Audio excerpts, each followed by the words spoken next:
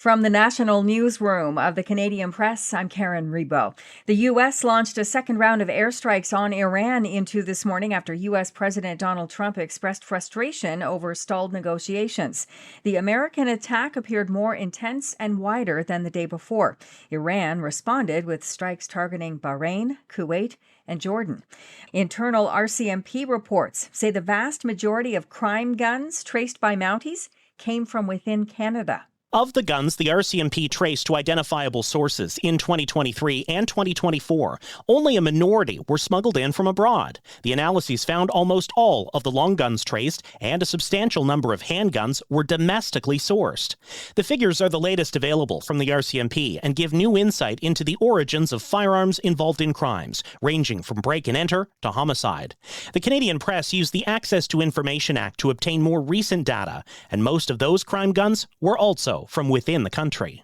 Jason White, the Canadian Press. BC Premier David Eby says he's not sure what U.S. President Donald Trump means when he says he's not looking to renew the Continental Trade Deal. Eby says Trump's latest position on CUSMA feels like a bad sequel to the president's 1987 book, The Art of the Deal, and it's pretty lame. I don't know if that's actually what he means. I don't know if this is going to change within 24 hours. If this is the art of the deal, it looks more like a giant mess to me. And so at some point, hopefully, we get a clear indication of what the United States is hoping to do. The deadline for renewal of the CUSMA deal is July 1st. As FIFA World Cup festivities get underway in Toronto, the city's medical officer of health says staff has been working to make sure they're ready to deal with any health threats during the tournament. Dr. Michelle Murty says they're doing wastewater testing in the stadium and fan zone areas to detect any emerging diseases. What infectious diseases are common in the locations of the countries that are going to be coming to Canada, so to understand what's that risk of importation of things like measles, meningitis, other types of infectious diseases that could be coming along with people who are visiting Toronto.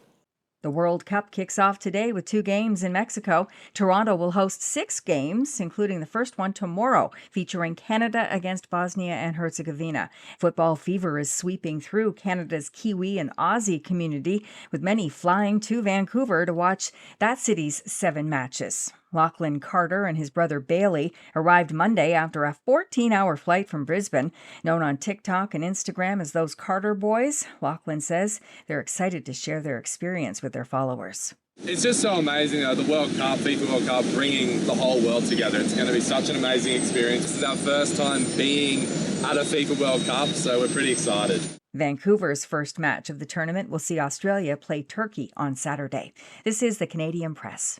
In sports, the NBA Finals saw quite the crazy Game 4 last night at Madison Square Garden. The hometown New York Knicks were down 29 points, but in the game's final minutes, pulled off an incredible comeback, and fans went wild. Here's ABC's Ryan Field. Somehow, someway, and the Knicks cap off the largest NBA Finals comeback this league has ever seen.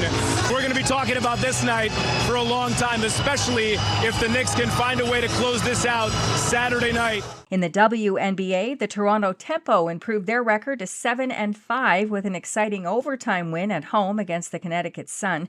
Brittany Sykes tied a career high with 38 points to lead Toronto to a 106-102 victory. The Philadelphia Phillies homered 3 times and held off a late rally from the Toronto Blue Jays to beat the Jays 7-4. The Jays have tonight off, and they'll open a series again at home against the New York Yankees Friday night. From the Canadian Press, I'm Karen Rebo.